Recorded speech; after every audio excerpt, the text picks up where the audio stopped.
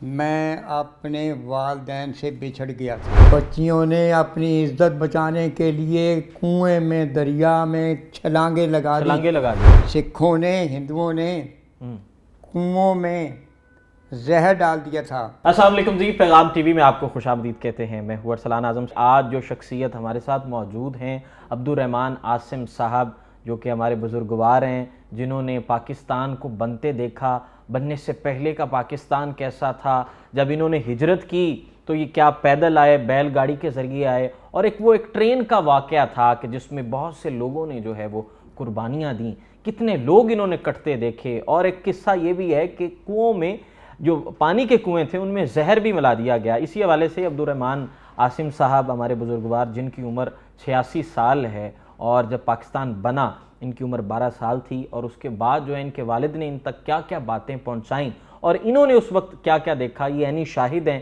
ان سے جانتے ہیں۔ جی بہت شکریہ جی۔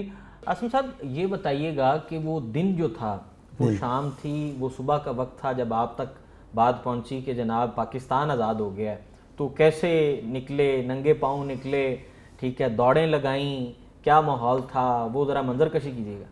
ہم نے پاکستان کے بننے کا جب اعلان سنا، جی، ہم اپنے گھر سے صرف اور صرف اپنی جانیں اور عزت و آبرو کو ساتھ لے کر اپنے ایمان کو بچانے کی خاطر ہم نے مال و دولت کی پرواہ نہیں کی، جی، اور ہم اپنے اس قافلے میں شامل ہو گئے۔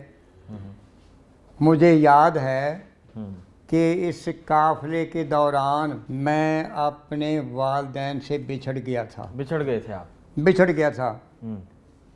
میرے والدین، میرے بہن بھائی اس پر بہت غمزدہ تھے کہ ہم گھر سے اپنی جانیں بچا کر کے نکلے تھے، ہمارا وہ بیٹا، ہمارا وہ بھائی نہ جانے کدھر کھو گیا۔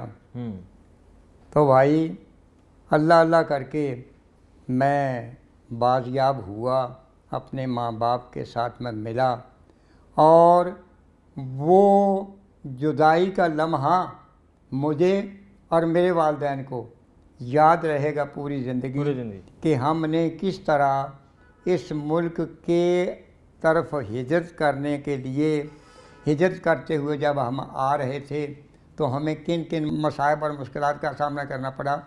راستے میں سکھوں نے، ہندوؤں نے کنووں میں زہر ڈال دیا تھا تاکہ انہیں پانی اگر پئیں تو زہریلے پانی سے یہ مر جائیں۔ اللہ کی رحمت جوش میں آئی اور بارش ہونے لگ گئی، لہٰذا ان کا یہ ناپاک منصوبہ ناکام رہا۔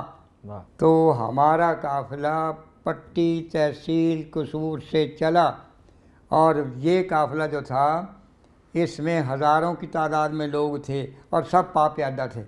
جی، سب پا پیادہ تھے۔ تو بھائی جب میں ان واقعات کو یاد کرتا ہوں نا، تو ایک شاعر کا شعر بے ساختہ میری زبان پہ آ جاتا ہے۔ ہمارا خون بھی شامل ہے تزئین گلستہ میں، ہمیں بھی یاد کر لینا وطن میں جب بہار آئے۔ وطن میں جب بہار آئے، ہمیں بھی یاد کر لینا وطن میں جب بہار آئے۔ تو بھائی یہ خون اور آگ کا دریا پار کر کے اس پاک وطن کی طرف ہم نے ہجرت کی، اور کیا بتاؤں کہ کتنی پاک باز ماؤں، بہنوں اور بیٹیوں کی عصمتیں اس راہ میں قربان ہوئیں۔ پھر کہیں جا کر کے اس اجڑے ہوئے گلستان میں بہار آئی تھی، پھر کہیں جا کر کے یہ نوزائیدہ پاکستان ہمیں میسر آیا۔ لیکن افسوس، صد افسوس، ہم نے اس اللہ کی نعمت کی قدر نہیں کی۔ اچھا بابا جی یہ فرمائیے گا کہ جب وہاں پر جب اکٹھے تھے، پاک و ہند جب اکٹھا تھا، تو تب آپ کس شہر کے ساتھ وہاں پہ کہاں پر آپ نے قیام کیا ہوا تھا؟ کہاں پر آپ کی جم پال کہاں کی؟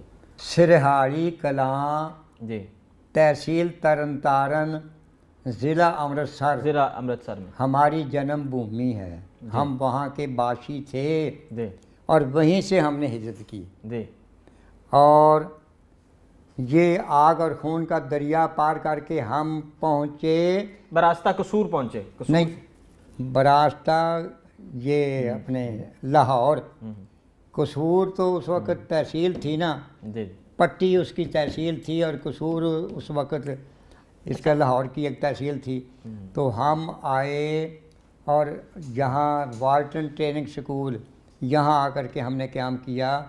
پھر یہاں سے ہم میرے بڑے بھائی کے سسرال ادھر رہتے تھے، ہم ان کے پاس پہنچ گئے۔ اچھا یہ بتائیے گا جب لاہور پہنچے اس وقت کا لاہور کیسا تھا؟ کیا کیا وسائل اس تھے؟ وقت کے لاہور میں یہاں کے مسلمانوں نے انصار کا کردار ادا کیا۔ واہ، اس طرح اپنے ان لٹے پٹے بھائیوں اور ہجرت کر کے آنے والوں کی پذیرائی کی، ان کی آؤ بھگت کی، میں وہ الفاظ میں بیان نہیں کر سکتا۔ اللہ ان لوگوں کو جزائے خیر دے۔ اچھا بابا جی یہ بتائیے گا کہ کوئی رستے میں جب یہاں سے ہجرت آپ نے وہاں سے کی، جب یہاں پہنچے، لاہور پہنچے، جڑا والا پہنچے، تو کوئی خون خرابہ بھی دیکھا؟ آپ کا جو قافلہ تھا وہ کتنے لوگوں کا تھا؟ وہ تقریباً ہزاروں پر مشتمل تھا۔ ہزاروں پر مشتمل تھا۔ تو لوگ پیدل ہی آئے؟ پیدل ہی آئے، پیدل ہی آئے، کوئی رستے میں کوئی نہیں، گدا گاڑی یا کوئی نہیں، بیل گاڑی کا سفر؟ نہیں، پیدل کوئی ساز و سامان وہاں پہ کچھ نہیں، کچھ شاید شاذ و نادر کوئی ایک آدھ ہو، ورنہ اکثریت پیدل کی تھی۔ ٹھیک ہے، اکثریت پیدل کی ہاں تھی۔ جی، وہاں پر بھی آپ کا کیا پیشہ ہوا کرتا تھا؟ وہاں پر ہم کاروبار کرتے تھے، کپڑے کا کاروبار کرتے تھے، ڈیپو تھا کپڑے کا ہمارے پاس۔ ڈیپو تھا کپڑے کا، ٹھیک ہے۔ تو جب یہاں پہ آئے تو یہاں پر انتظامی معاملات کیسے تھے؟ یہاں پر انتظامی معاملات میں اگر کہوں جی تو یہ بیجا نہیں ہوگا، مبالغہ نہیں ہوگا کہ ہم نے پاکستان کی خاطر قربانی دی، لیکن پاکستان سے ہم نے ایک ٹیڈی کا فائدہ نہیں اٹھایا، اپنی بال کے سیک کیا، اپنی دنیا آپ پیدا کر اپنی اگر دنیا۔ اچھا ایک وہ ٹرین کا ذکر کیا جاتا ہے کہ کوئی ٹرین جو ہے وہاں سے چلی اور وہ پاکستان پہنچی، وہ واقعہ کیا تھا؟ اس میں کہتے ہیں جی بہت خون خرابہ ہوا۔ ہاں، سکھوں نے وہ ادھر دہلی کی طرف سے آئی تھی، کیا؟ جی اس کا صرف سنا ہی ہے، میں نے دیکھا نہیں ہے۔ دیکھا ہاں نہیں۔ جی۔ کوئی ایک ایسا واقعہ ہو اس وقت کا جو یاد ہو، دل دہلا دینے والا واقعہ ہو کوئی ایسا؟ ایسی بچیاں، ایسی عورتیں، قافلوں پر انہوں نے جب دعویٰ بولا جی تو بچیوں نے اپنی عزت بچانے کے لیے کنویں میں، دریا میں چھلانگیں لگا دی۔ چھلانگیں لگا دی۔ یہ ناخوشگوار واقعہ ناخوشگوار واقعہ ہے۔ یہ تھا، یہ تو اس زمانے میں میرا خیال ہے کہ تاریخ کی بہت بڑی یہ ہجرت ہے جو اس بر صغیر کے مسلمانوں نے اختیار کی۔ تو ہمیں چاہیے کہ ہم اسی جذبے کو پھر سے زندہ کریں، ایک دوسرے کے ساتھ ہمدردی، بھلائی، احسار، ایثار، قربانی۔ اتحاد کی جو ہے اللہ کے نبی صلی اللہ علیہ وسلم فرماتے ہیں صلی اللہ علیہ وسلم۔ کہ جس کا پڑوسی بھوکا رہا اور اس نے خود پیٹ بھر کر کے کھایا، وہ مجھ پر ایمان ہی نہیں لایا۔ اچھا غذائی قلت بھی تھی اس وقت؟ جب ہاں، غذائی پاکستان قلت تھی، بالکل تھی قلت۔ تو کیسے پھر کیا تھا؟ کوئی اناج فصلوں کا نہ ہونا، کیا چیز، کیسے کھانے پینے میں کیا دشواری کا سامنا رہا؟ کھانے پینے میں دشواری جو مل جاتا تھا کھا لیتے تھے، اور با فراغت نہیں تھا، لوگوں نے وہ سٹوریج، ذخیرہ اندوزی نہیں تھی اس وقت؟ ذخیرہ اندوزی بعض نے کی بھی، بعض نے تو وہ انصار کا جو کردار تھا وہ ادا کیا، اور بعض نے لوگوں کی ضرورت سے غلط فائدہ اٹھاتے ہوئے، مطلب معاملہ تھا ذخیرہ اندوز بھی تھے اور ایک طرف جو دونوں ہے احسار و طرح قربانی کا معاملہ بھی چل رہا دونوں طرح کے تھے۔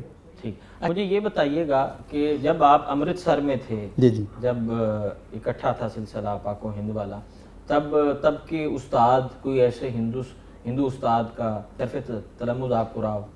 خالصہ ہائی اسکول میں پڑھتا تھا، ہمارے وہ استاد صاحب سنگھ قرآن پاک پڑھے ہوئے تھے، اور انہوں نے، ہم دو مسلمان ایک محلے سے جاتے تھے، اور ہمیں انہوں نے باقاعدہ جمعے کے روز چھٹی دیتے تھے، جی یہ ان کی رواداری تھی۔ یہ بات 100% درست ہے کہ آزادی جو ہے وہ تحفے میں نہیں ملتی۔ آزادی کہنے کو تو ایک لفظ ہے، لیکن یہ لفظ خون سے لکھا جاتا ہے اور پھر جا کر یہ آزادی کے چرچے اور آزادی کی باتیں ہوتی ہیں. اور یہاں پر جاتے جاتے جو ہے آپ کلام ضرور عطا کیجیے. جی. ہے پاک وطن عظمت اسلام کی تصویر، ہے پاک وطن عظمت اسلام کی تصویر، ہے شاعر مشرق کے حسین خواب کی تعبیر، ہے کلمہ توحید نہاں اس کی بنا میں، ہے کلمہ توحید نہاں اس کی بنا میں، لا ریب یہ مومن کی ہے ایمان کی تنویر. وہ فرد کے رکھتا ہے جو شک اس کی بنا میں، وہ فرد یقیناً ہے یہاں لائق تعزیر. ہو پیدا اگر آج بھی ایمان جو دل میں، بن جائے وطن میرا بھی ناقابل تسخیر. ناقابل تسخیر. بن جائے وطن میرا بھی ناقابل تسخیر. میں فکر کے اشہاب کو دوڑاتا ہی رہوں گا، میں فکر کے اشہاب کو دوڑاتا ہی رہوں گا، ایک روز وہ عاصم کا ہی ہو جائے گا نخچیر. ایک روز وہ عاصم کا ہی ہو جائے گا نخچیر. سبحان اللہ جی، کیا جاندار کلام ہے جی. بہت شکریہ، آپ نے دامن وقت میں گنجائش نکالی. یہاں پر جاتے جاتے ہم ایک بار پھر جو ہے آپ کو جشن آزادی کی مبارکباد دیتے ہیں، اور جاتے جاتے ملی نہیں ہے عرض پاک ہمیں تحفے میں، جو لاکھوں دیپ بجھے ہیں تو یہ چراغ جلا. یہاں پر اپنے میزبان ارسلان اعظم کو اجازت دیجیے. اللہ